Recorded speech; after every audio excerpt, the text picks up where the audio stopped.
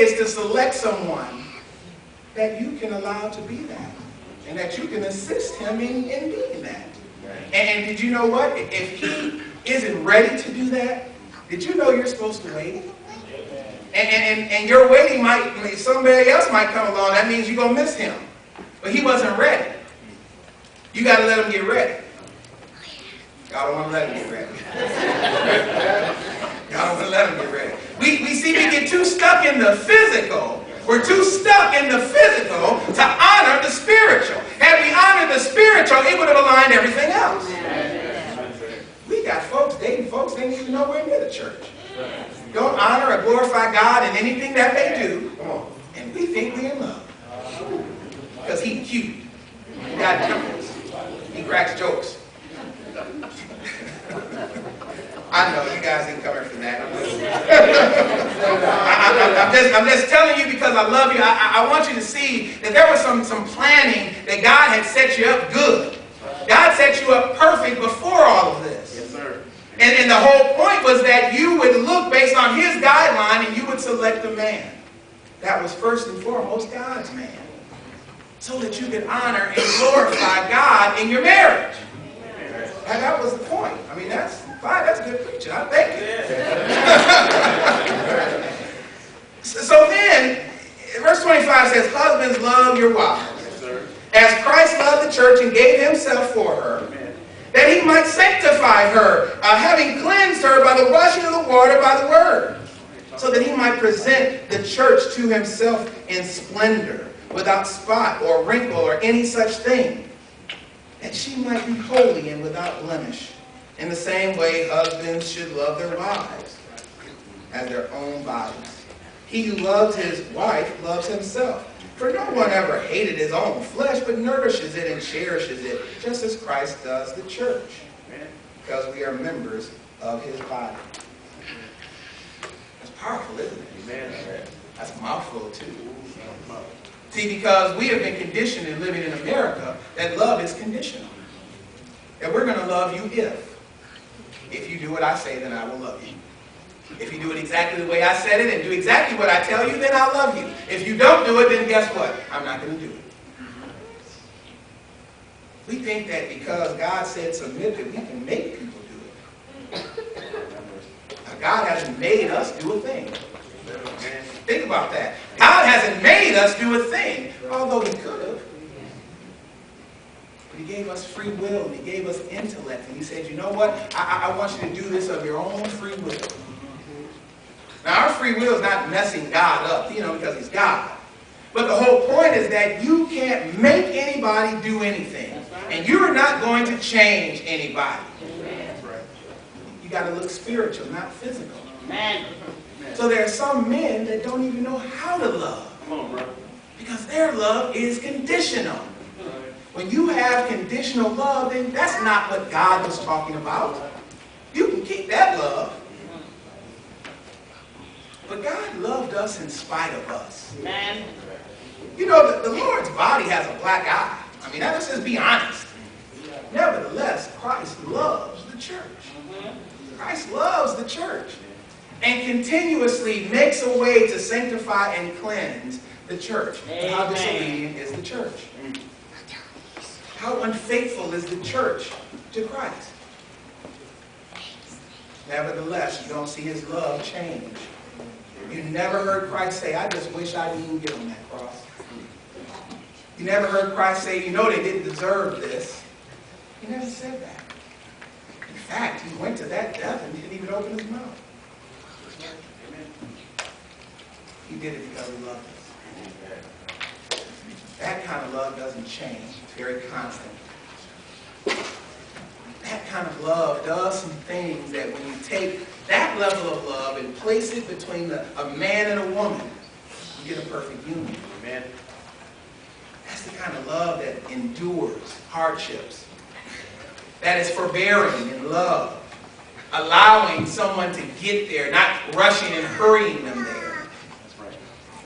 But loving them in a way that they're going to respond. And brothers, I want to tell you that if you love your wife the way that the Bible says to love her, I guarantee you she'll submit. I guarantee you she'll submit. And she'll do that without you even having to use that word. When you got to use the word, there's a problem. There's a problem when you got to use the word. Y'all ain't saying much, I understand. I understand. I'm just trying to tell you. And then if we drop down to 6, I call this, by the way, slow. Because you got to go slow with it. Submission, love, and obey. It's slow. You got to go slow. The obey part comes in verse 6. Now, you got to notice that in chapter 5, Paul never uses the word obey.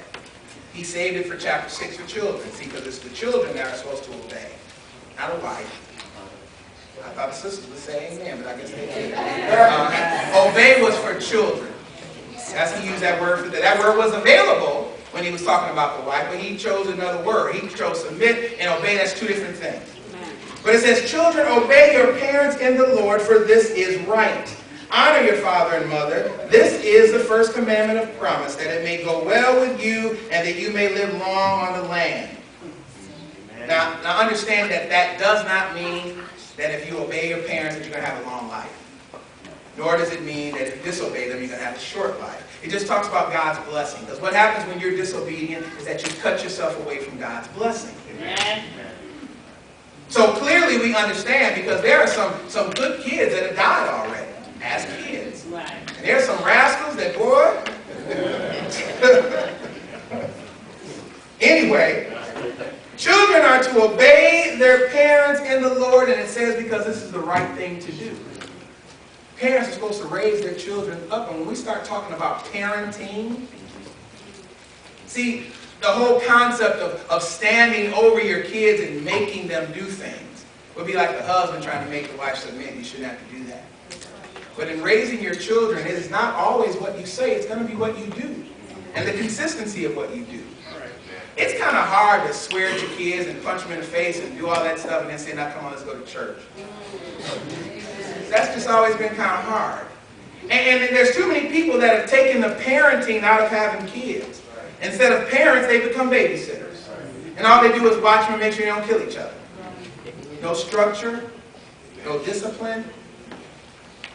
Kids need that. We all need structure. And parents must parent their children. Are you catching that? Parents must parent their children. That means it actually is hard work.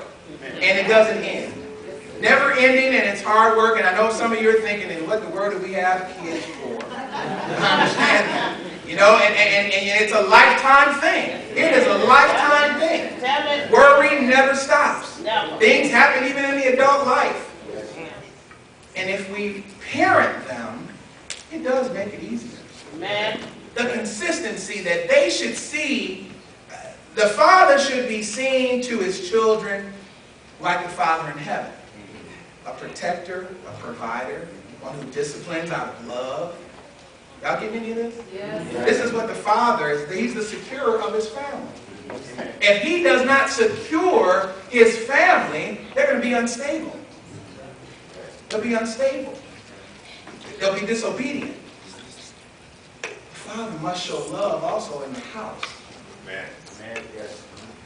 A father that doesn't show love makes his daughter codependent. Codependency is a bad thing, you see. If you have to wonder if you're loved, if you have to wonder if you're beautiful, you don't hear those things, it's hard to try. If no one tells you that, yes, you can do this, and I'm going to be with you, and it's okay to try hard, and you'll have love and support along the way, when you don't hear that, it's hard to go hard and try. It's just too hard. Because the world is throwing something different at you. How many kids do we see that we say, man, they grew up in the church, but then they went out and sought men that weren't in the church to marry them? Why do you think that is? And the interesting thing, that more times than not, a woman marries a man like her father. So then if a Christian girl grows up and marries a guy not in the church, what does that say about her father who was in the church? I stopped right out. Sometimes we can actually be in the building, but not in the church. I mean, that's just the truth of it. We can be in the building and we don't practice those things that God would say, because it's so serious when we talk about the war against the family. The divorce rate is so high.